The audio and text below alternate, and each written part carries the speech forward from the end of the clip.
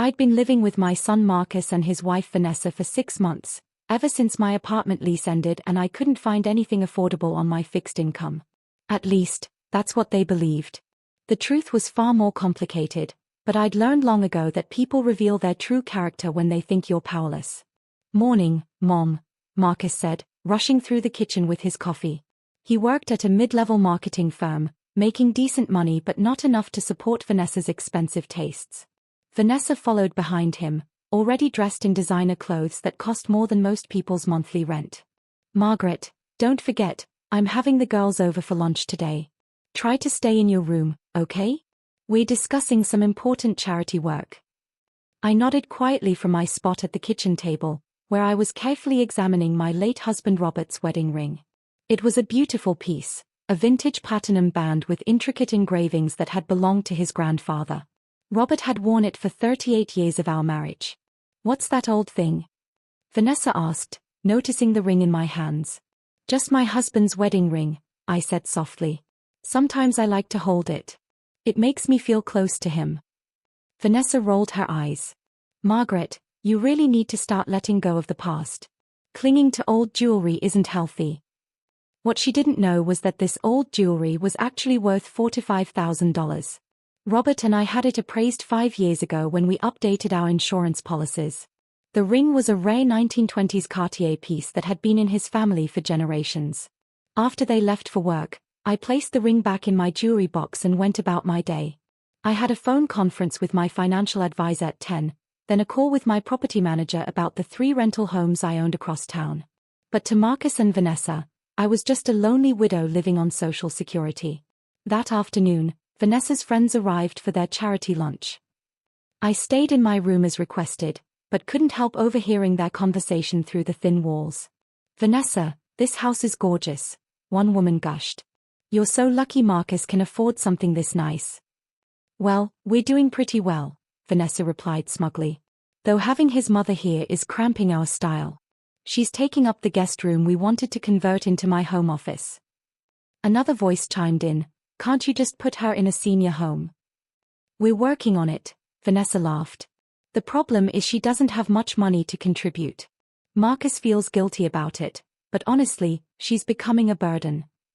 I listened to them discuss my future like I was a piece of unwanted furniture, my chest tightening with each cruel word. These women had no idea that I could buy and sell most of them without touching my principal investments. The next morning, I woke to find my jewelry box open and several pieces missing, including Robert's wedding ring. I searched everywhere before finding Vanessa in the kitchen, looking unusually cheerful. "Vanessa, have you seen Robert's wedding ring? It was in my jewelry box last night." She didn't even look up from her coffee. "Oh, that old thing? I took it to a pawn shop yesterday. You need to contribute more to household expenses, and it was just sitting there collecting dust." I stared at her in disbelief. "You sold my husband's wedding ring." "I got $800 for it," she said proudly. "Which barely covers what you cost us in groceries each month. You should be thanking me for taking initiative." My hands were shaking, but I kept my voice calm. "Vanessa, that ring had sentimental value."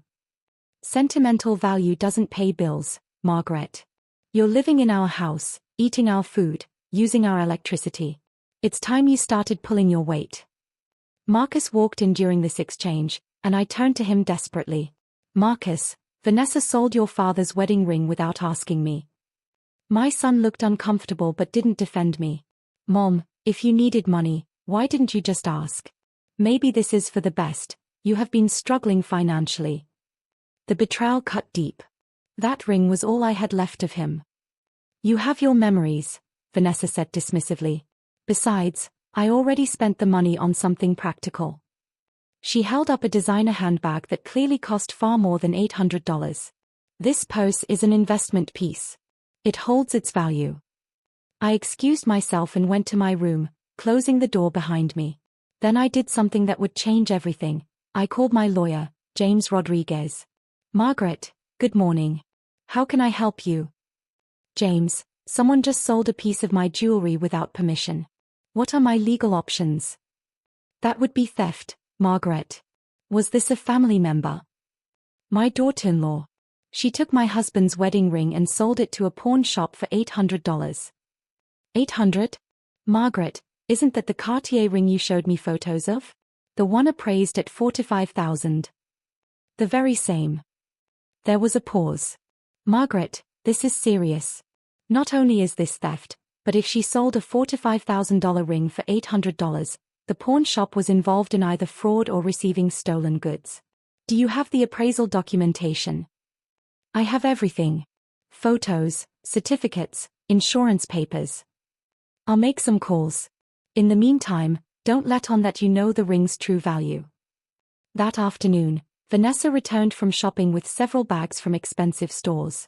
She was practically glowing with satisfaction as she showed off her purchases, the designer handbag, matching shoes, and a silk scarf that probably cost more than most people's rent.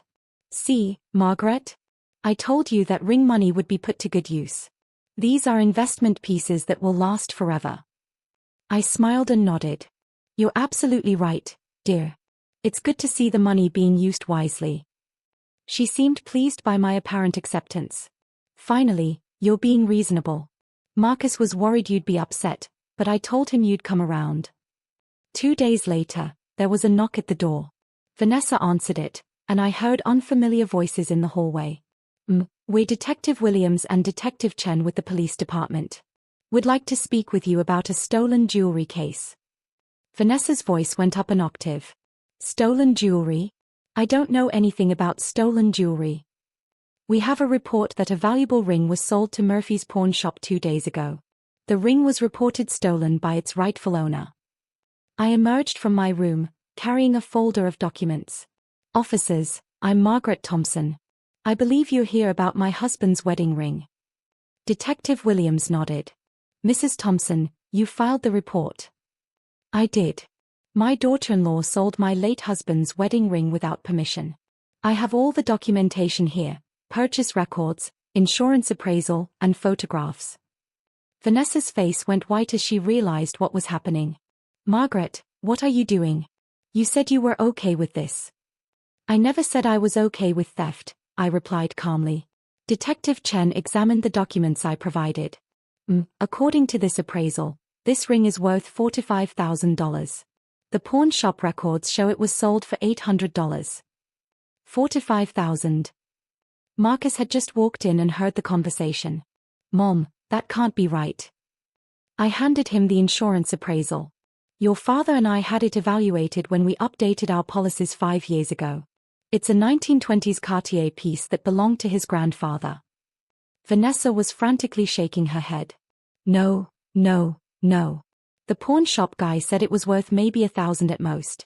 I didn't know. Detective Williams looked at her skeptically. Did you have permission to sell this ring? I thought, she's living in our house, and we needed her to contribute more. That's not what I asked. Did you have written permission to sell Mrs. Thompson's jewelry? Vanessa's silence was answer enough. You're under arrest for grand theft, Detective Chen said, pulling out handcuffs. You have the right to remain silent. As they read Vanessa her rights, Marcus stood frozen in shock. Mom, I had no idea the ring was worth that much. Why didn't you tell us? I looked at my son, the boy I'd raised alone after his father died, put through college, supported through his early career struggles. Marcus, I wanted to see what kind of people you and Vanessa really were when you thought I was powerless. The answer is very clear now. But Mom, I didn't know she was going to sell your ring. No, but you supported her when she did. You told me it was for the best when I said it had sentimental value. Over the next few hours, more details emerged. The pawn shop owner was also arrested for his role in the scheme. Apparently, he'd immediately recognized the ring's value but chose to pay a fraction of its worth, hoping to resell it for a massive profit. James arrived that evening with more news. Margaret, I've been doing some research on your daughter-in-law. This isn't her first time doing something like this. She has a previous arrest for theft from a former boyfriend's family. Marcus looked devastated. Why didn't she tell me about her past? Because people like Vanessa are very good at hiding who they really are, I said gently. They target people who have something they want and manipulate them until they get it. The next morning, I received a call from my insurance company. Since the ring had been stolen and sold, they would pay out the full $45,000 policy amount while law enforcement worked to recover the actual piece. I also received several other calls, from my financial advisor, my property manager, and my accountant. It was time to stop pretending to be a struggling widow. When Marcus returned from work that evening, I was sitting at the kitchen table with documents spread out in front of me. "Marcus, we need to talk," I said. "About my real financial situation." I showed him my investment portfolio, my property holdings, and my bank statements. His eyes grew wider with each page. "Mom, you're wealthy. Why have you been living like you're struggling?" "Because I wanted to know who you and Vanessa really were. I wanted to see if my son would take care of his mother out of love, or if he'd only show respect to someone he knew had money." Marcus sank into a chair, the full weight of the situation hitting him. "I failed that test, didn't I? You chose to support your wife's cruelty instead of defending your mother's feelings. You told me it was for the best when she stole something precious to me." Tears filled his eyes. "Mom, I'm so sorry. I got caught up in Vanessa's complaints about money, and I stopped seeing you as a person with feelings." I reached across the table and took his hand. "Marcus, Vanessa targeted you because she thought you came from money. She married you for what she believed was financial security. When she realized that wasn't immediately available, she decided to extract value from me instead." The trial was swift. Vanessa pleaded guilty to grand theft and was sentenced to 2 years in prison, plus restitution. The pawn shop owner received 5 years for his role in the fraud scheme. Marcus filed for divorce while Vanessa was still in jail, finally understanding that he'd been manipulated by someone who saw him and his family as resources to be exploited. 6 months later, I moved into a beautiful condo that reflected my actual financial status. Marcus visited regularly, and slowly, we began rebuilding our relationship. He'd learned a valuable lesson about the difference between love and manipulation. As for Robert's ring, it was eventually recovered and returned to me. I had it cleaned and polished, and now it sits in a place of honor in my new home, a reminder not just of my beloved husband, but of the day I stopped allowing people to treat me as less than I was worth. The ring was worth $45,000, but my self-respect was priceless.